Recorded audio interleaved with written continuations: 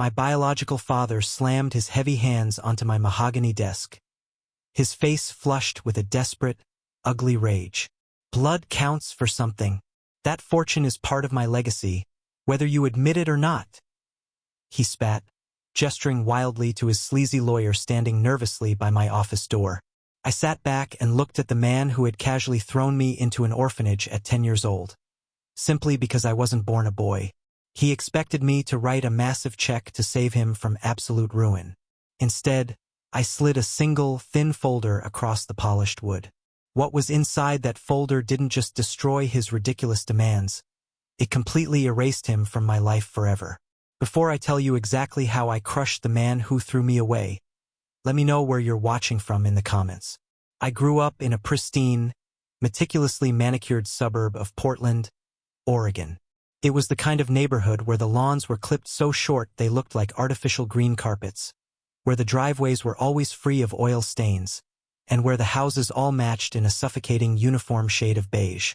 Outwardly, my family was the absolute picture of the American dream. My father, Nathaniel Ward, was a prominent branch manager at a major commercial bank downtown. He was a man composed entirely of sharp angles and rigid expectations. He wore immaculate, custom-tailored suits, drove a spotless silver sedan, and demanded absolute perfection from everyone who drew breath under his roof. But in his eyes, perfection was strictly and exclusively tied to gender. He measured his worth, and the worth of his entire household, entirely by the sons who would one day carry on his name. My two older brothers, Thomas and Andrew, were the undeniable center of his universe. Thomas, the oldest by 4 years, was the golden boy. He was a massive, broad-shouldered linebacker on the high school varsity football team and the charismatic president of the debate club. I remember one specific Friday night when Thomas got a minor promotion at his summer job at the local hardware store. He had been bumped up from a floor sweeper to a cashier. My father acted as if Thomas had just been elected to the Senate. He bought a premium cut of steak for the whole family, fired up the expensive grill on the patio, and opened a bottle of wine he had been saving for years. He clinked his heavy crystal glass against Thomas's water glass and talked for an hour about the boy's limitless, bright future. Andrew, the middle child, wasn't far behind in my father's esteem. His bedroom shelves visibly sagged under the sheer weight of shiny gold soccer trophies and heavy academic decathlon medals. Their victories, no matter how small, were celebrated at the dinner table with loud, booming laughter, heavy backslapping, and an endless stream of vocal praise. Then there was me, Celine, the only daughter, the mistake. My victories looked different, but I fought for them with a desperate, hollow hunger that chewed at my insides. I brought home report cards lined with flawless, straight A's. I won the district science fair in the 3rd grade. I didn't just pour vinegar into a baking soda volcano like the other kids. I spent 3 weeks building a complex, fully motorized, to-scale model of the solar system using foam spheres, wire, and a small engine I salvaged from a broken toy. I remember dragging that heavy, spinning model to the dinner table on a Tuesday evening, my hands covered in dried superglue and silver paint, my heart hammering in my chest. I waited for my father to look at me the way he looked at Thomas and Andrew. He barely glanced up from the financial section of his newspaper. "That's nice, Celine," he muttered, taking a slow sip of his black coffee. He didn't even look at the spinning planets. "Make sure you clean up whatever mess you made in the garage. Thomas needs the floor space for his new weightlifting bench." I tried absolutely everything to match my brothers. I studied late into the night, reading textbooks under my blanket with a flashlight until my eyes burned and watered. I ran track at school until my lungs felt like they were bleeding, just to bring home a ribbon.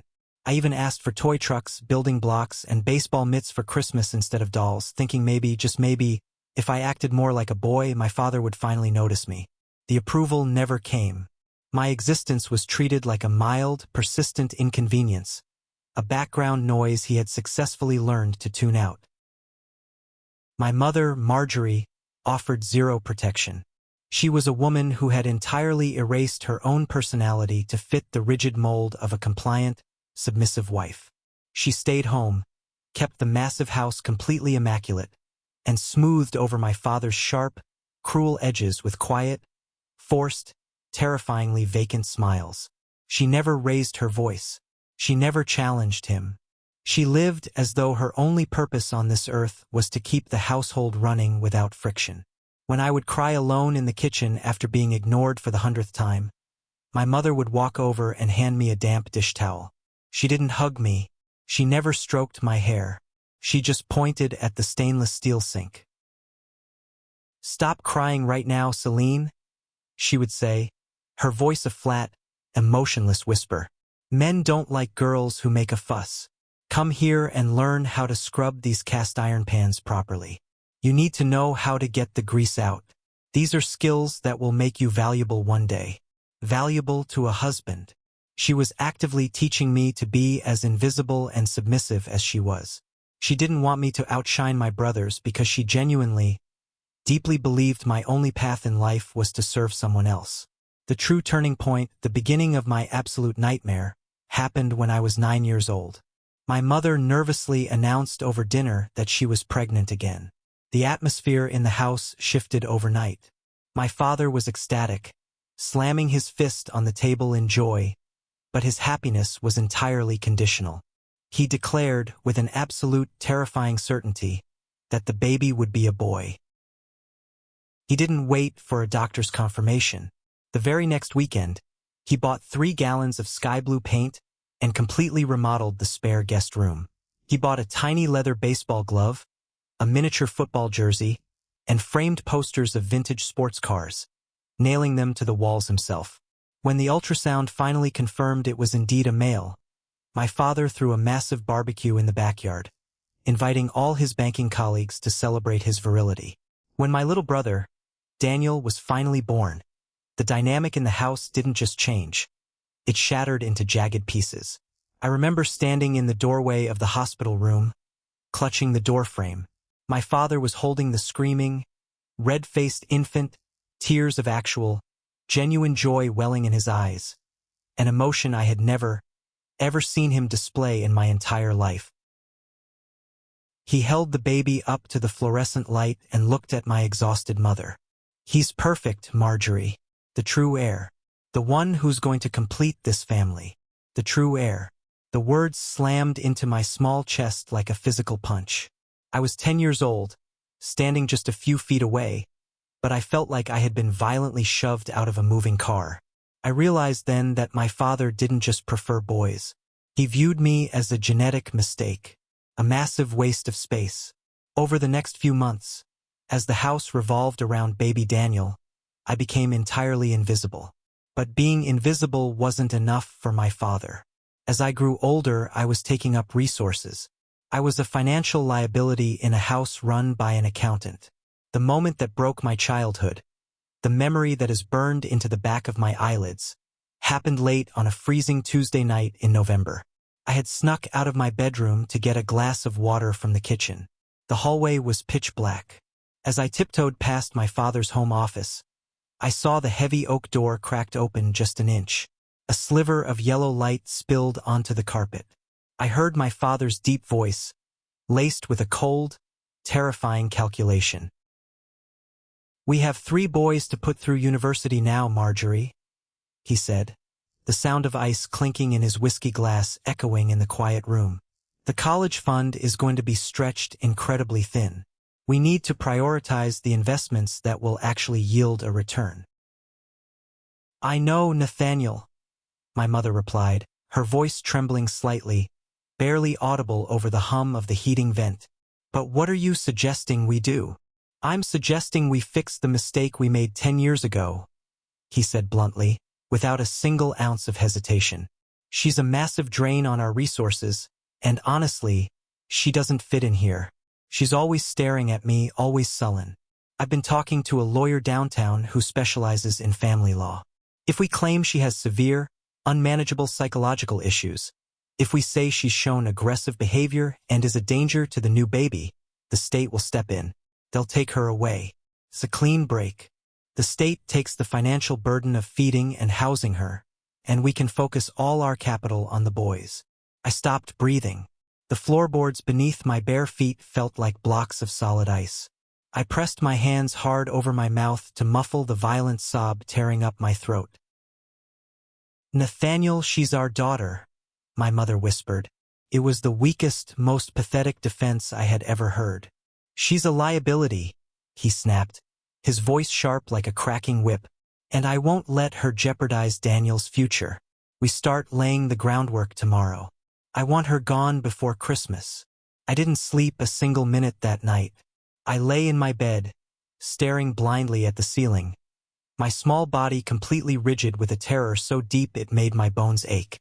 I kept staring at my bedroom door, waiting for my mother to burst through, to tell me she had stopped him, to pack our bags and run away into the night with me. I waited for hours. She never came. The next morning, the house was suffocatingly quiet, thick with a tension that felt like poison gas. I walked downstairs to the kitchen, my stomach twisting in violent knots. My father was sitting at the head of the long dining table, sipping his black coffee, dressed in his immaculate navy suit, looking completely unfazed. My mother was standing at the stove, her back to the room. She wouldn't look at me. She wouldn't even turn her head. Baby Daniel was sitting in his high chair near the island, babbling happily and waving his little fists, completely oblivious to the nightmare unfolding around him. I walked slowly past him to grab a ceramic bowl for my cereal. I didn't touch him.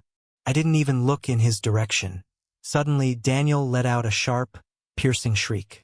He had simply dropped his plastic spoon onto the floor, but my father leaped out of his chair with terrifying speed.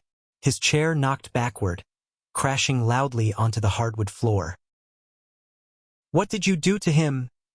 my father roared, his face twisting into a mask of pure, manufactured, theatrical fury. I froze, the heavy cereal box slipping from my shaking hands and spilling all over the counter. "Nothing. I swear, I didn't touch him. He just dropped his spoon." "Don't lie to me." My father crossed the kitchen in 2 massive strides and grabbed my upper arm. His thick fingers dug into my skin, gripping me tight enough to leave deep purple bruises. He yanked me violently away from the high chair. "I saw you. I saw you pinch him. You're trying to hurt your baby brother because you're jealous." "No. Please, Dad, no." I screamed, tears streaming down my face as I tried to pull my arm away. I looked desperately at my mother. "Mom, tell him. You were standing right there. You saw me. I didn't even touch him." My mother slowly turned around from the stove. Her face was chalk white, her eyes hollow and completely dead. She looked down at the floor tiles, refusing to meet my desperate, pleading gaze. I think I saw her do it, Nathaniel," she lied, her voice shaking but clear enough to seal my fate. "She's been so aggressive lately. I don't feel safe with her around the baby anymore." My heart stopped beating. The betrayal was absolute, complete, and devastating. It was a physical blow to my chest that knocked the wind out of me. My own mother, the woman who gave birth to me, was actively, knowingly participating in a fabricated lie to throw me away, just to maintain her comfortable life and please her tyrant of a husband. "That's it," my father declared, letting go of my arm and pointing toward the stairs. "Go up to your room. Pack your things. 1 suitcase. Only what's essential. You're leaving." "Where am I going?" I sobbed, my knees buckling as I sank to the cold kitchen floor. "Somewhere they know exactly how to deal with disturbed, violent children," he said coldly, adjusting his tie. "You have exactly 1 hour. Don't make me come up there." I pulled myself up and walked up the stairs like a mechanical zombie. My bedroom, with its pale pink walls and white wooden furniture, suddenly felt like a stranger's house. I pulled my small, battered blue suitcase from the back of the closet. My hands were shaking so violently I could barely work the metal zipper. What was essential when your entire life was being deleted? What do you pack when you are being erased? I folded 3 pairs of worn jeans, a few heavy sweaters, and the battered paperback books that had been my only escape from the reality of that house. I tucked my worn, stuffed gray rabbit, the only toy I had ever truly loved, into the corner of the suitcase. Finally, I reached for my nightstand. Sitting there was a framed photograph of our family from 2 Christmases ago, taken before Daniel was born. I stared at the faces trapped behind the glass. My father looking stoic and important. My brothers smiling proudly. My mother looking timid and small. And me standing slightly off to the side, leaning in, trying so desperately hard to look like I belonged in the frame. I shoved the heavy frame into the suitcase, burying it under a sweater, and zipped it shut. The car ride to downtown Portland was completely silent.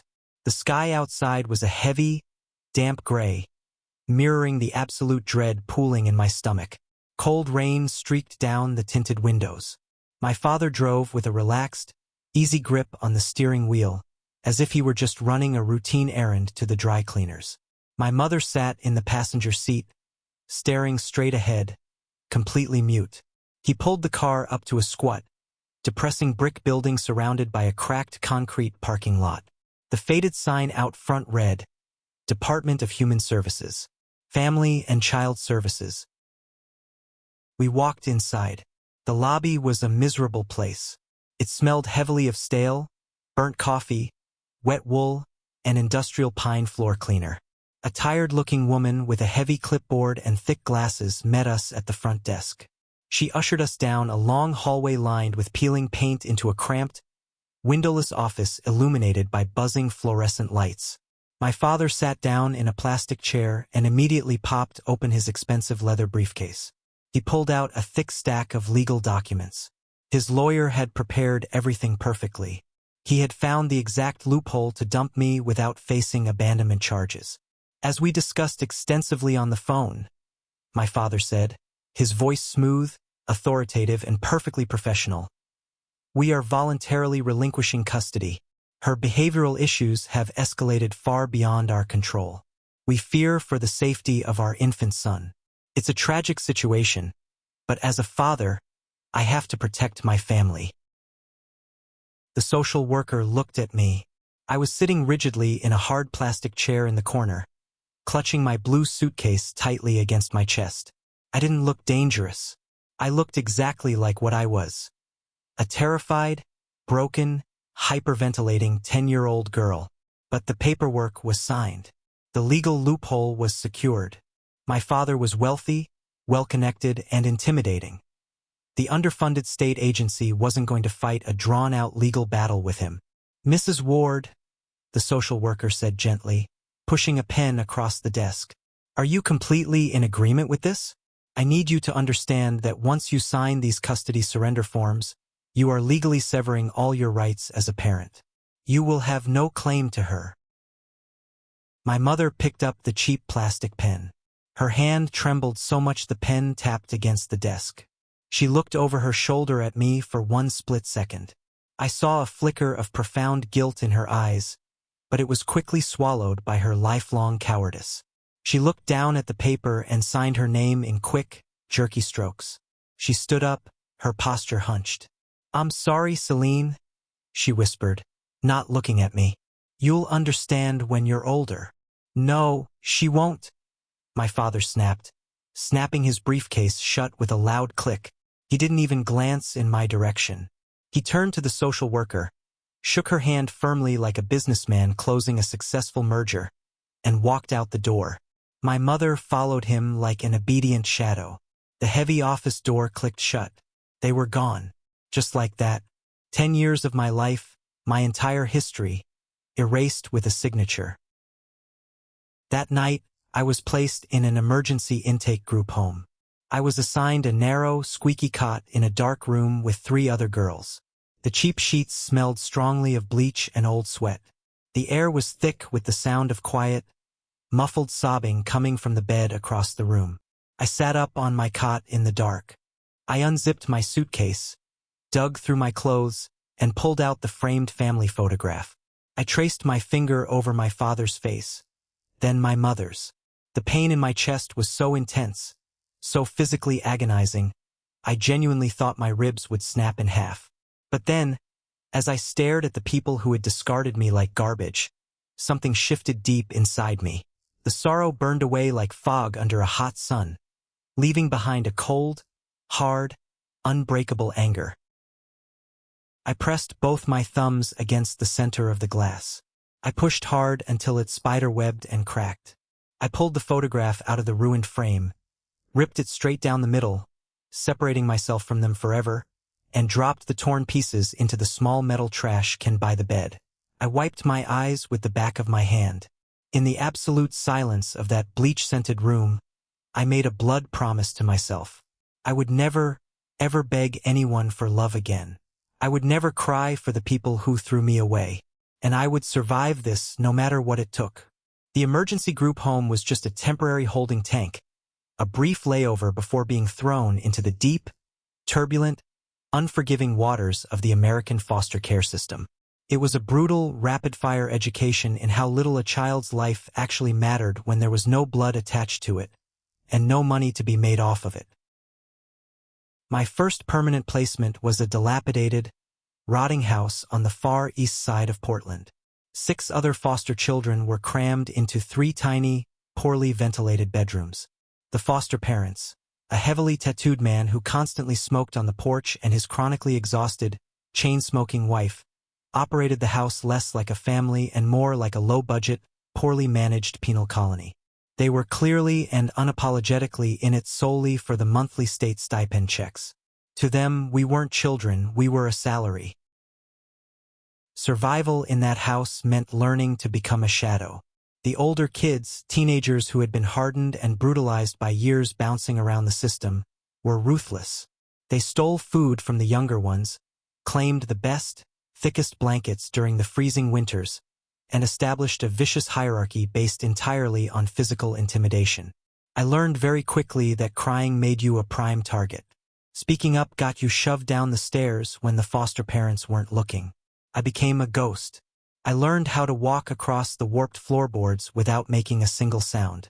I learned to eat my small, pathetic portions of cold macaroni and cheese in under 3 minutes so no one could snatch my plastic plate away. I woke up at 5 in the morning, long before the sun rose, to do my assigned chores, scrubbing the moldy bathrooms with harsh chemicals and sweeping the entire first floor, just to avoid running into the older boys in the hallway. When that placement inevitably collapsed 6 months later after the police were called to break up a violent, bloody fight in the living room, I was packed up like a cheap parcel and shipped back to the agency. My second foster home felt like a completely different kind of twisted trap. They were a middle-aged, upper-middle-class couple living in a pristine neighborhood. They couldn't have children of their own, and their house was filled with expensive, fragile things. For the first 2 weeks, it felt like a bizarre dream. They bought me 3 new, frilly dresses, a pair of expensive white sneakers, and spoke to me in soft, hushed, artificial tones. They constantly called me sweetheart and princess. But the illusion shattered rapidly. They didn't actually want a traumatized, guarded 10-year-old girl with severe abandonment issues. They wanted a life-sized, compliant doll. They wanted a bubbly, affectionate little girl who would hug them on command, smile brightly for their pretentious country club friends, and magically erase decades of their infertility grief. I simply couldn't do it. My body went completely rigid whenever they tried to pull me into a hug. I couldn't fake the bright, mindless smiles they demanded. I was deeply scarred, secretly grieving the horrific loss of my biological family, and absolutely terrified of trusting anyone new. By the second month, their gentle, loving tones turned to sharp, constant criticism. "Why are you always so sullen, Celine?" the foster mother would complain. Her lips pursed in tight frustration as she watched me read a book. "We bought you that beautiful floral dress, and you haven't even thanked us properly. You won't even twirl in it for my sister. You're so ungrateful." They returned me to the agency like a defective, broken appliance. I remember the drive back to the DHS building, sitting in the pristine leather back seat of their expensive SUV, watching the heavy rain hit the window. I felt absolutely nothing. The numbness was my only armor. My third placement was a highly organized, sterile suburban home. The parents were strictly business. Everything was scheduled, locked up, and meticulously budgeted. They didn't physically abuse me, but they didn't look at me as a human being either. I was literally a line item on their monthly Excel spreadsheet. I earned my keep by doing heavy, exhausting yard work, pulling weeds, mowing the lawn, painting fences, and keeping the inside of the house flawlessly spotless.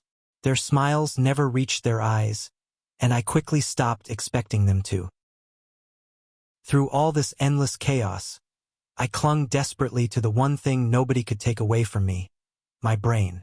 School became my ultimate sanctuary. The chaotic hallways and loud cafeterias terrified me, so I hid in the back corner of the library every single day.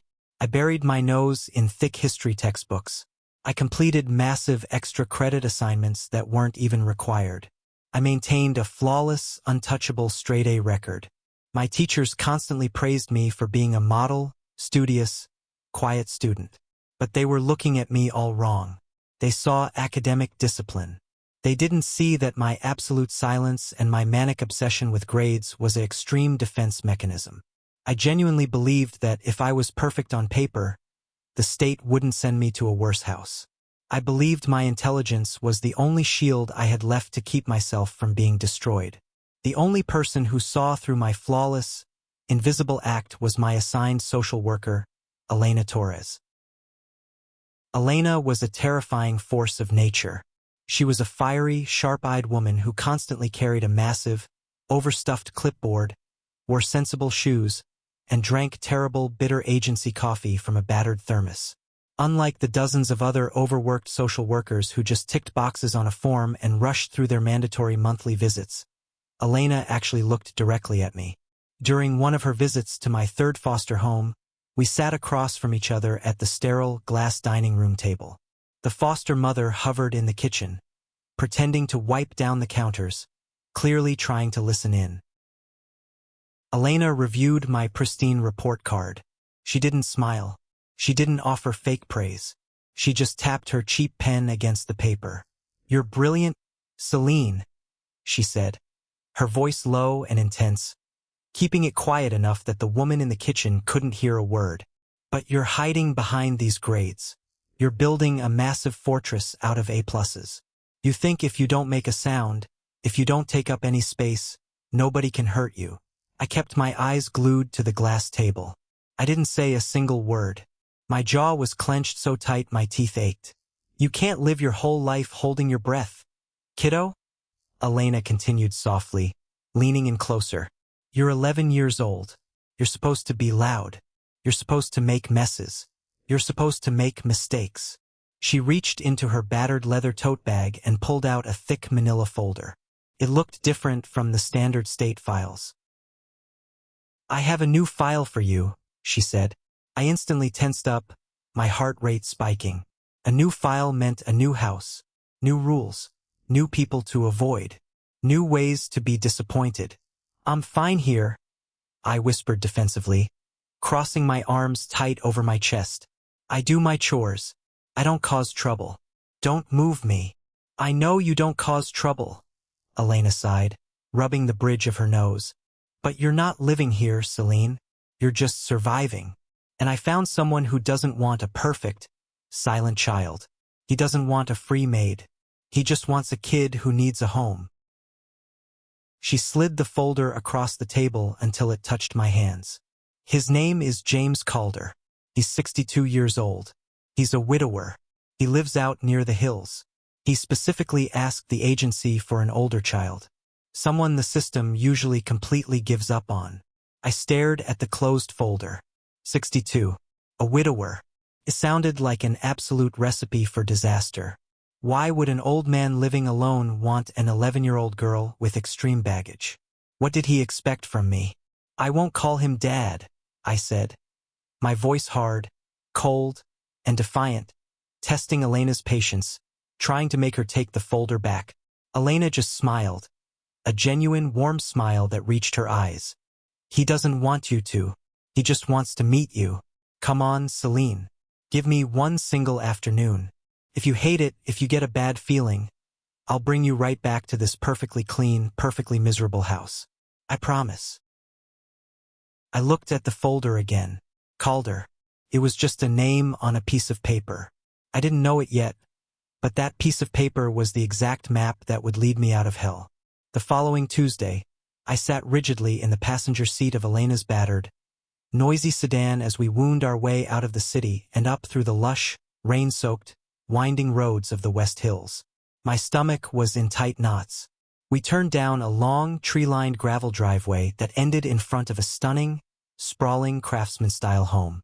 It had deep, welcoming porches, wide overhanging wooden eaves, and large, beautifully framed windows that glowed with warm, yellow light against the gloomy, overcast Oregon sky. It didn't look anything like a foster home. It looked like a sanctuary. James Calder was standing on the porch, waiting for us. He didn't rush down the wooden steps. He didn't wave frantically or put on a high-pitched, fake enthusiastic voice like every other foster parent did to impress the social worker. He just stood there, tall and lean, wearing a thick, faded green flannel shirt, worn denim jeans, and heavy work boots. His silver hair was neatly combed back, and his pale blue eyes studied me with a calm, quiet, unnerving intensity. As I stepped out of the car, clutching my small blue suitcase with white-knuckled hands, he slowly walked down the steps. He didn't reach out to hug me. He didn't even offer a handshake. He stopped a respectful distance away and just looked me directly in the eye. "You must be Celine," he said. His voice was deep, gravelly, and incredibly steady. It didn't waver. "I've been looking forward to meeting you. Come on inside. It's freezing out here and I made tea." I followed him up the steps and into the house. The interior was breathtaking.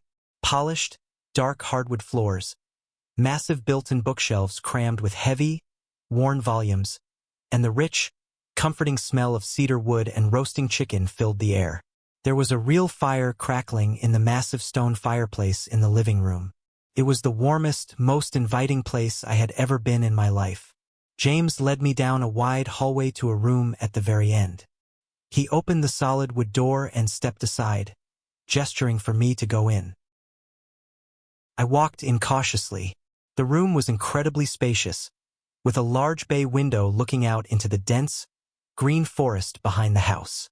There was a solid oak desk in the corner, a comfortable bed covered with a thick, handmade quilt, and a tall, empty bookshelf. But what immediately caught my attention were the walls. They were primed in plain, stark, blinding white. "I didn't paint it," James said, leaning casually against the doorframe, his hands stuffed into his pockets. I looked at him, instantly suspicious. Every other house had forced a theme on me. "Why not?" "Because it's your room," he replied simply, shrugging his shoulders. "I don't know what colors you like.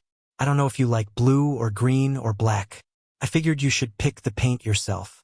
We can go to the hardware store tomorrow after school if you want. You pick the color, I'll buy the rollers." I stared at him, completely dumbfounded. No one had ever asked me what I wanted. My biological father had painted the nursery blue for a boy before the child was even born, sealing his fate and mine. My previous foster parents had forced me into rooms decorated for children who didn't exist anymore. But James Calder was literally handing me a blank canvas. "Okay," I whispered, the tight, painful knot in my chest loosening just a fraction of an inch. Over the next few weeks, I tested James relentlessly. I expected him to snap. I expected him to pack my bags, yell at me, and call Elena to take me away. I gave him the silent treatment for days at a time, refusing to answer his questions. I refused to eat the dinners he cooked, pushing the food around my plate and staring at the wall. He never yelled. He never guilt-tripped me. If I didn't eat, he simply wrapped the plate in foil and put it in the fridge, telling me calmly it was there if I got hungry later. When I woke up screaming at 2 a.m. from violent nightmares about my biological father locking me in a closet, I would find James sitting in the hallway outside my open door, reading a book under a small, dim lamp. He didn't rush in to smother me or tell me to quiet down. He just sat there, turning pages, making sure I knew he was guarding the door, keeping the monsters out. The real turning point, the moment that bonded us forever, happened during Thanksgiving. James had invited some of his extended family over, a brother, a sister-in-law, and a few grown nieces. The house was loud, filled with strangers, and I was terrified. I hid in the kitchen, standing by the sink, pretending to help dry the silverware. His sister-in-law, Martha, a sharp-featured woman wearing far too much expensive perfume, leaned heavily against the kitchen counter, sipping a large glass of red wine. She looked me up and down with obvious, dripping disdain. "So, James," she said loudly, clearly projecting her voice so everyone in the adjacent dining room could hear.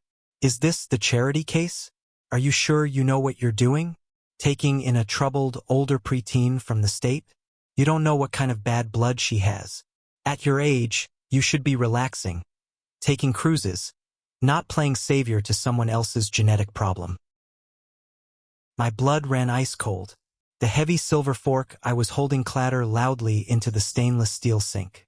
I squeezed my eyes shut, bracing myself. I prepared for James to agree with her, to laugh awkwardly, to apologize for my presence and send me to my room.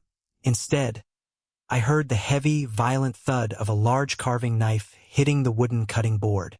James stepped directly in front of me, his broad shoulders completely blocking the woman's view of me. His face was like carved stone.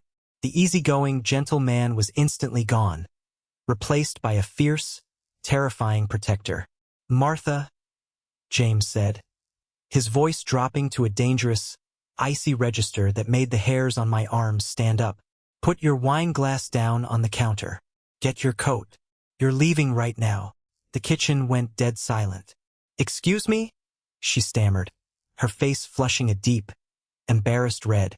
"James, don't be ridiculous. I was just—" "You were disrespecting my daughter in her own home," James interrupted, his tone leaving absolutely zero room for debate or negotiation. "Celine is not a charity case. She is family. And nobody, absolutely nobody, disrespects my family under my roof. Get out." He literally kicked his own blood relatives out on Thanksgiving to protect a foster kid. As the heavy front door slammed shut behind them, James turned to me. He let out a long breath, ran a hand through his silver hair, and offered a small, genuinely apologetic smile. "Sorry about that, kiddo. Martha always was a miserable, bitter woman. Let's eat, shall we?" That night, alone in my room, I cried for the first time in over a year. But I didn't cry from sadness. I cried because, for the first time in my entire life, I felt completely, undeniably, fiercely protected. A year later, at age 12, the adoption was finalized. We stood in the polished, wood-paneled courtroom. The judge smiled, slammed his wooden gavel, and I officially became Celine Calder. I looked up at James, my father. He didn't make a big, theatrical speech. He just placed his large, warm, calloused hand on my shoulder and squeezed gently. It was the most profound, securing anchor I had ever felt. James didn't just give me a last name. He gave me a massive, wide-open future. He noticed that I was constantly sketching in my notebooks, not drawing princesses or animals, but drawing intricate floor plans, houses, and city streets. I was subconsciously trying to design spaces where people couldn't be hurt. Instead of ignoring it, James fed that passion with everything he had. On weekends, he drove me all over Oregon. He took me to the historic Pittock Mansion, spending hours explaining the structural integrity of the grand staircase and the weight distribution of the roof. He took me downtown to the Keller Fountain Park, making me study how the brutalist concrete steps manipulated the flow of water. One afternoon, as we stood looking up at a towering, modern glass skyscraper in downtown Portland, James pointed to the massive steel support beams visible through the lobby windows. "A lot of people think architecture is just about building thick walls to keep the weather out, or building walls to lock people in," he told me, his eyes crinkling against the bright sun. "But that's not true, Celine. Good architecture is about designing spaces that welcome the light. It's about building a foundation so incredibly strong that the people inside feel safe enough to truly live." He looked down at me, his pale blue eyes filled with absolute, unwavering belief. "You have a brilliant mind, kiddo. You're going to build incredible things. I know it." With James standing solidly behind me, the traumatized, invisible, terrified girl vanished. I threw myself into my studies with a new, healthy, blazing fire. I wasn't studying out of fear of being thrown away anymore. I was studying out of pure passion. I graduated high school at the very top of my class. And when the thick acceptance letter to Cornell University's prestigious architecture program arrived in the mail, James framed it in thick oak and hung it right in the center of the living room wall, right above the fireplace. He didn't have a massive college fund saved up for me, or so I thought at the time, but he worked extra hours consulting, took out loans, and made absolutely sure I never had to worry about a single tuition bill. I was on my way. I was finally building my own life, and I had absolutely no idea that a few decades later, the massive fortune James was secretly building for me would become the very weapon I would use to utterly destroy the man who threw me away. By the time I hit my late 20s, I had built a thick armor made of ambition and caffeine. I was working at one of the most prestigious commercial architecture firms in the Pacific Northwest. Outwardly, I was a massive success story. I was the youngest junior architect on the floor, but the reality was a brutal, exhausting grind. I was working 14-hour days, 6 days a week, designing parking garages and sterile office lobbies. I was bringing in massive contracts for the partners, but my starting salary barely covered the rent for my tiny studio apartment downtown. I was desperate for a promotion. I wanted to build community centers, shelters, places that actually mattered, but I was stuck drafting glass boxes for corporate billionaires. Through it all, James was my absolute rock. Every Sunday morning, without fail, I drove out to the house in the West Hills. We would sit on the back porch, drink black coffee, and talk about everything from structural engineering to the changing seasons. He never pressured me. He just listened. He was the only person in the world who made the noise in my head stop. Then the ground fell out from under me. Started small. James looked a little thinner around the holidays. He brushed it off as getting older, saying his appetite wasn't what it used to be. But a few months after my 30th birthday, the truth hit us like a freight train. Stage 4 pancreatic cancer. The doctors were blunt. It was aggressive, it was advanced, and it was terminal. I didn't even hesitate. I walked into my managing partner's office the very next morning, handed over my massive portfolio of active projects, and quit. I didn't care about the salary. I didn't care about the promotion I was finally in line for. The only thing that mattered was the man who had saved my life when I was 11 years old. I moved back into the room James had let me paint all those years ago. The house that had once felt so enormous and full of life suddenly felt like a ticking clock. We didn't opt for the aggressive chemotherapy that would keep him tied to a hospital bed. James made it incredibly clear. He wanted to be home. He wanted to look at his trees. Those last 6 months were the hardest, most beautiful days of my life. The mornings were dictated by harsh reality. Managing his pain medication schedules, helping him walk to the sunroom, blending soft foods he could actually swallow. But the afternoons belonged to us. We sat by the large bay window watching the rain hit the glass. I would show him my private sketchbooks. Not the corporate glass boxes I drafted for the firm, but the real designs. Affordable housing units that actually looked like homes. Community centers with massive skylights. Even as his physical body withered away, his mind remained incredibly sharp. One evening, the pain was particularly bad. He gripped the arms of his chair, his knuckles turning white. I sat on the floor next to him, holding his hand, feeling completely helpless. He looked down at me, his breathing shallow and labored. "Don't let them turn you cold, Celine," he whispered, his voice raspy. "You survived the worst parts of this world. Don't let the corporate grind extinguish that fire in you. Build something that outlives us both. Promise me." "I promise, Dad," I choked out, tears spilling hot down my cheeks. It was the first time I had called him Dad out loud. He smiled, closed his eyes, and squeezed my hand. 3 days later, the house went completely silent. The funeral was a blur of gray skies and black umbrellas. I expected it to be small. James was a private man. But as I stood at the front of the chapel, I watched in awe as the room completely filled up. There were former foster kids he had mentored. There were local business owners he had quietly bailed out of debt. There were neighbors, librarians, and mechanics. He had woven a massive safety net of kindness throughout the entire city, and he had never bragged about it once. I stood at the podium and delivered his eulogy. I didn't cry. I spoke with absolute clarity. I told the crowded room that James Calder didn't just give me a home. He gave me my humanity back. A week after the funeral, I received a stiff, formal letter from his lawyer requesting a meeting regarding the estate. I drove downtown expecting a quick reading of a simple will.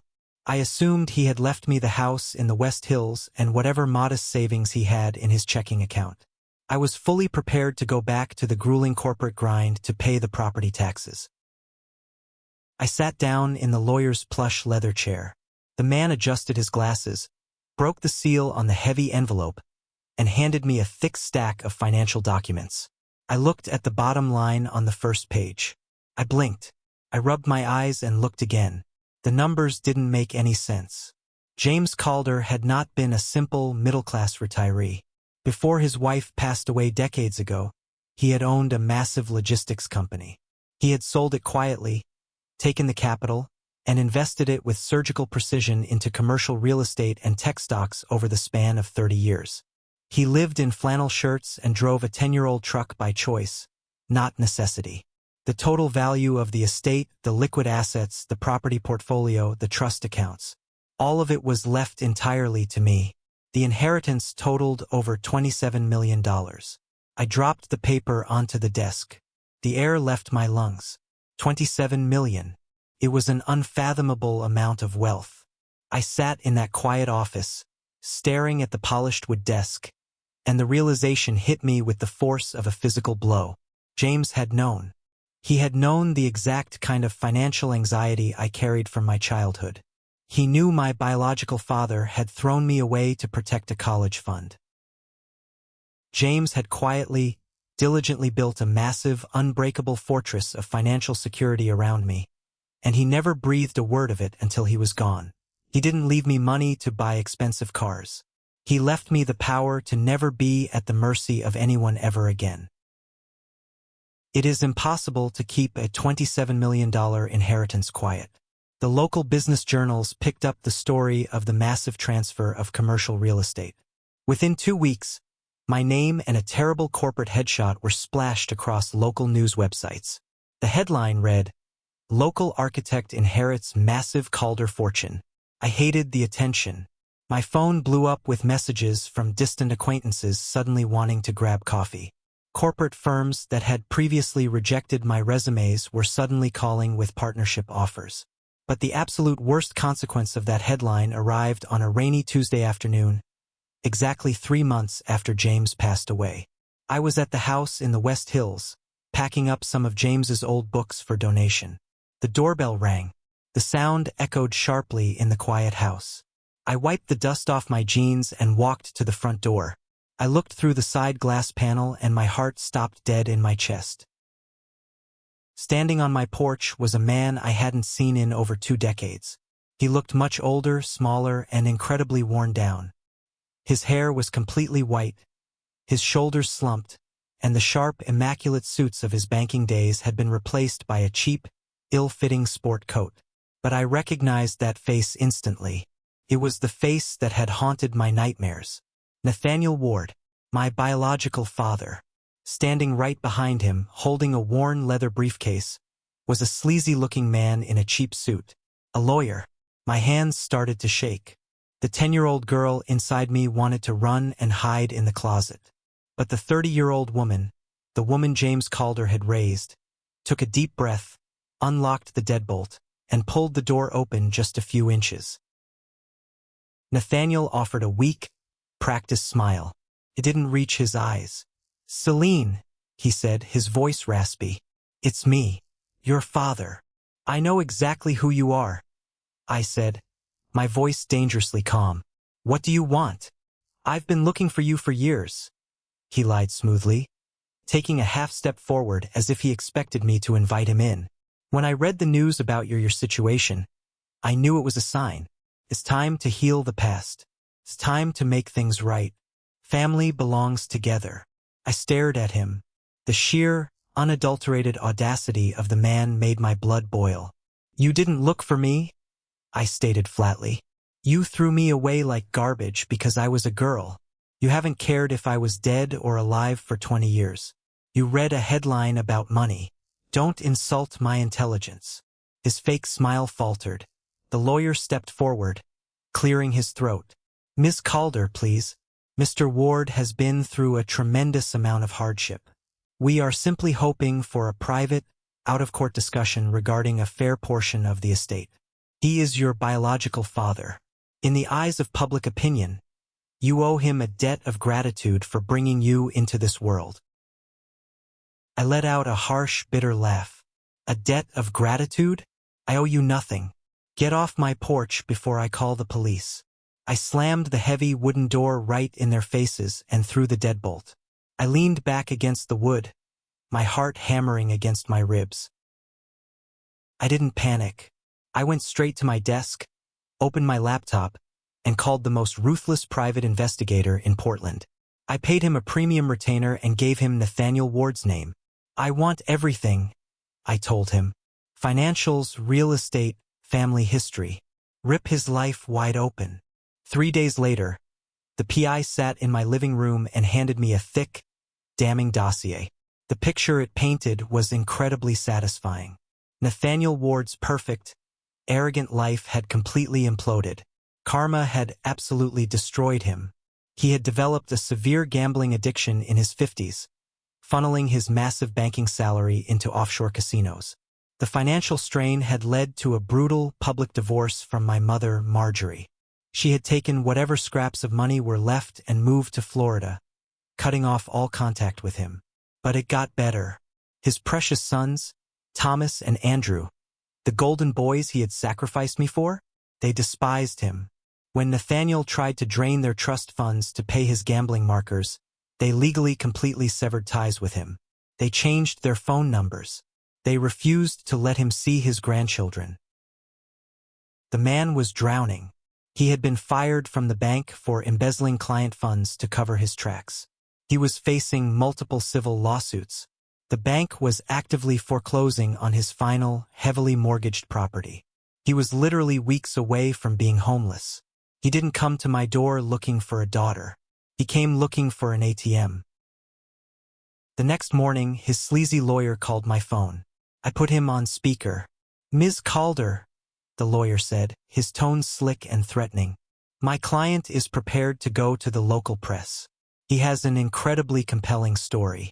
A wealthy man, James Calder, using his influence to essentially buy a vulnerable child from a struggling family. The media would have a field day with the implications. It would entirely ruin your late adoptive father's pristine reputation. However, we are willing to sign a strict non-disclosure agreement in exchange for a one-time settlement of $2 million. Blackmail. He was trying to smear the only man who ever loved me. I didn't yell. I didn't argue. I looked at the PI's report sitting on my desk. I smiled. Cold, hard, dangerous smile. Fine, I said into the phone. Bring your client to my corporate office downtown tomorrow at noon. We will settle this permanently. My office was located on the 40th floor of a sleek glass high-rise downtown. It was a space designed to intimidate. Floor-to-ceiling windows overlooking the entire city, massive mahogany conference tables, and absolute silence. I wore a sharp, tailored black suit. I pulled my hair back tight. I didn't look like the terrified 10-year-old girl he threw away. I looked like $27 million of pure, concentrated power. At exactly noon, the receptionist escorted Nathaniel and his lawyer into the massive conference room. Nathaniel looked around, trying to hide how desperately impressed he was by the wealth on display. He sat down across the expansive wooden table from me, puffing out his chest, trying to project the arrogant banker he used to be. I'm glad you finally saw reason, Celine, Nathaniel began, lacing his fingers together on the table. This doesn't have to be ugly. A $2 million settlement is a drop in the bucket for you. Think of it as retroactive child support. Blood counts for something. That fortune is part of my legacy, whether you admit it or not. I didn't say a word. I just watched him sweat under the harsh corporate lighting. I slowly picked up a single, thin manila folder and slid it precisely across the polished mahogany. It stopped right in front of his hands. "Open it," I commanded. My voice echoed sharply in the large room. His lawyer frowned and opened the folder. The first document was a heavily stamped legal copy of the custody surrender forms he had signed 20 years ago. "You want to go to the press?" I asked, leaning forward, resting my elbows on the table. "Please do, because when you talk to the reporters, I will hand them this. A sworn, notarized legal affidavit where you explicitly claimed I was violently aggressive and a physical danger to your infant son. You fabricated a psychotic diagnosis to legally dump me into the state system without paying a dime of child support. You didn't give me up out of hardship. You threw me away to protect your college fund." Nathaniel's face went completely pale. The arrogant smirk vanished. That was a long time ago. People make mistakes in times of extreme stress. "Keep reading," I instructed coldly. The lawyer flipped the page. It was a detailed, highlighted summary from my private investigator. It listed every single one of his massive gambling debts. It listed his termination for embezzlement. It listed the court documents showing his beloved sons, Thomas and Andrew, had filed restraining orders against him. "You have no family," I stated, my voice slicing through the air like a scalpel. "Your wife left you. The sons you worshipped despise you. You are a complete fraud. And if you ever speak James Calder's name again, I will personally fund the district attorney's investigation into your embezzlement charges. I will bury you in so much legal debt your grandchildren will be paying it off." Nathaniel's hands started to shake violently. He looked at his lawyer, panic flooding his eyes. The lawyer was sweating profusely, realizing he had picked a fight with a billionaire who had the receipts to destroy them both.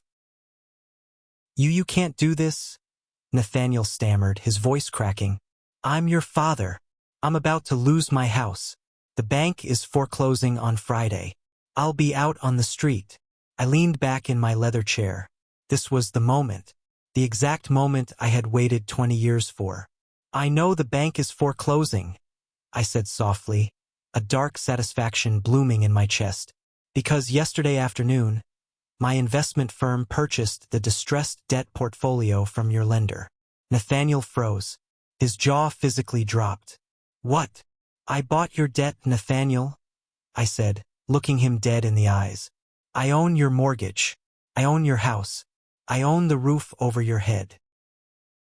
The silence in the room was absolute. You could hear a pin drop. He realized he wasn't sitting across from a victim. He was sitting across from his executioner. "You gave me exactly 1 hour to pack my entire life into a tiny blue suitcase," I said, my voice completely devoid of mercy. "You told me to only pack what was essential. I'm going to be far more generous than you ever were. I am giving you exactly 24 hours to vacate my property.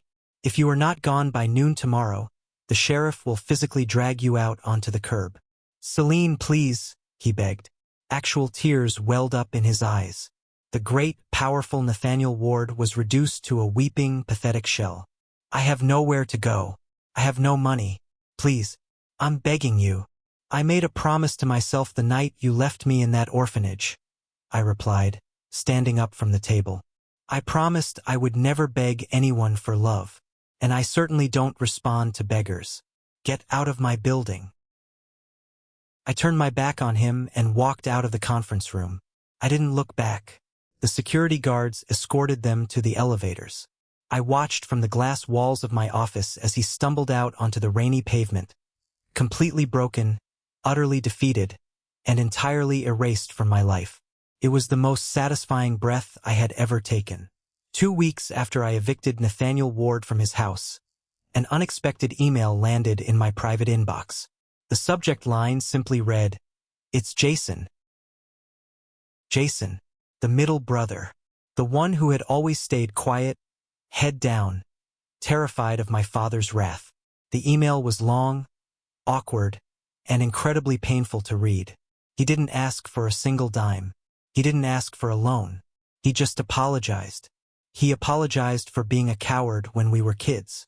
He apologized for standing in the kitchen and watching my father drag me out the door. He told me he had finally broken free of the toxic cycle our father created, and he just wanted to know if I was okay. I agreed to meet him at a small, neutral coffee shop downtown. When I walked in, I barely recognized him. He looked tired, but the arrogance of our childhood was gone. We sat in a booth by the window. The conversation was incredibly strained at first, filled with heavy pauses. But then, he reached into his jacket pocket and pulled out a small, plastic bag. He slid it across the table. Inside the bag was my worn, stuffed gray rabbit, the one I had packed in my blue suitcase. I had lost it during my first brutal foster home placement. I thought it was gone forever.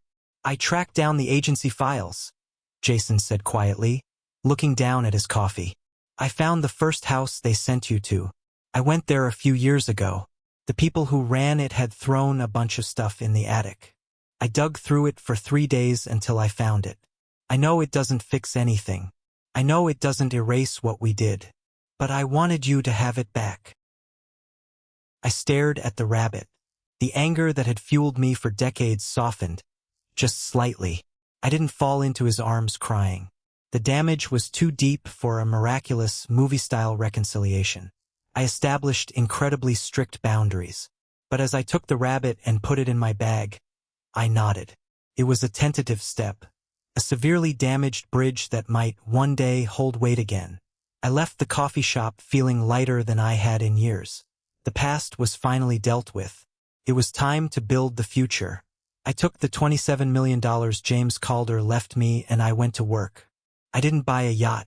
I didn't buy a fleet of sports cars.